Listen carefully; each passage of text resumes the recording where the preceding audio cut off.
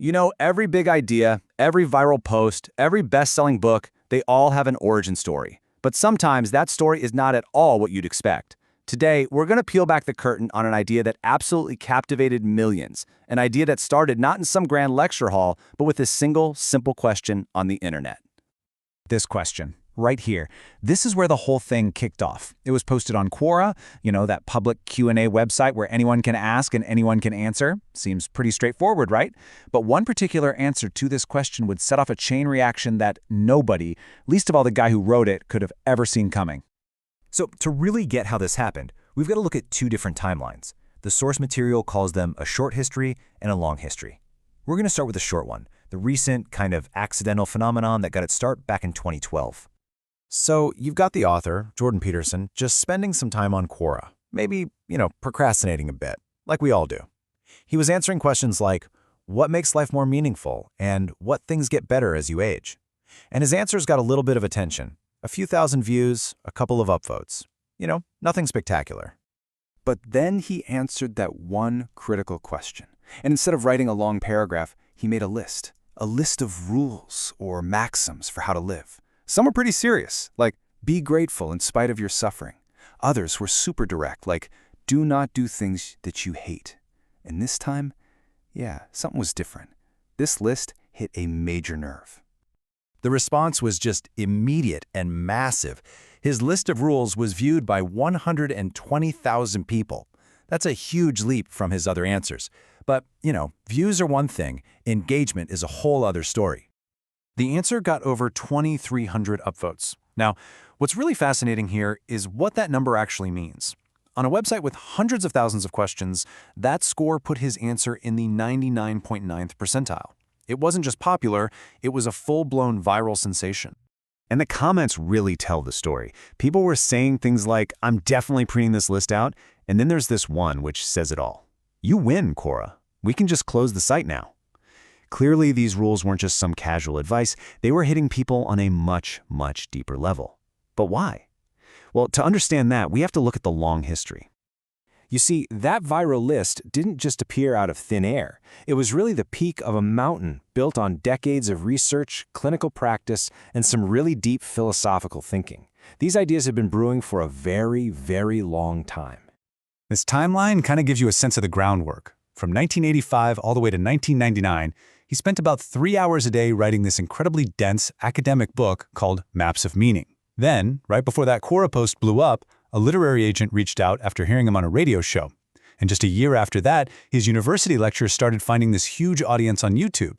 So the key takeaway here is that the audience was already getting primed and the ideas were ready to go. And that radio show was super important. On it, he argued against the whole idea of chasing happiness. He called it, quoting Alexander Solzhenitsyn, a pitiful ideology that just gets completely crushed by the first real crisis you face. What he suggested is that what we really need isn't happiness, but a deeper meaning, the kind of meaning that helps you build character when you're facing suffering.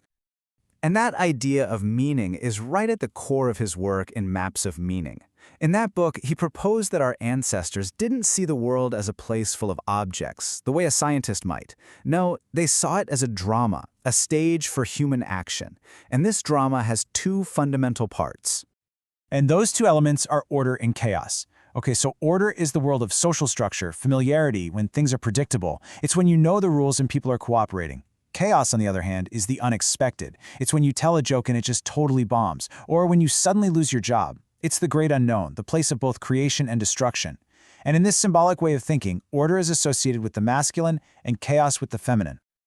This image just perfectly illustrates the central idea. The author connects this whole duality to the Taoist symbol of yin and yang. Order is the white serpent, chaos is the black one. But here's the kicker. True meaning isn't found by hiding out in one or the other. It's found by walking the dividing line right between them, staying on that path where you're stable enough, but also exploring and growing enough. So while he was wrestling with these huge ideas, the problem of conflict, the danger of meaninglessness, the author had this incredibly profound dream that would basically crystallize his entire worldview. It was a serious turning point.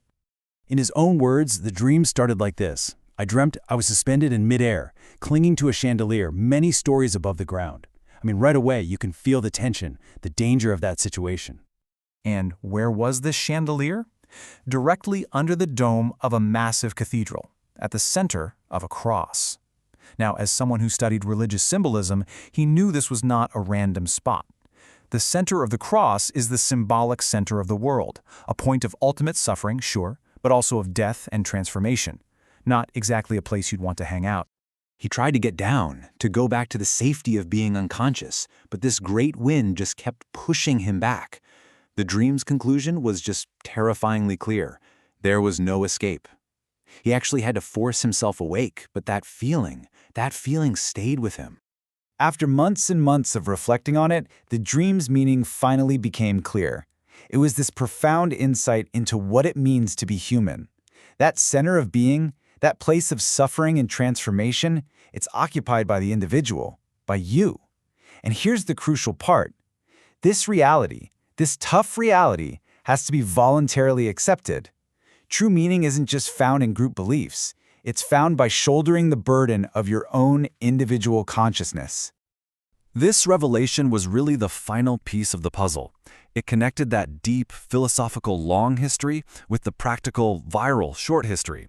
All the different threads were finally coming together to create something totally new.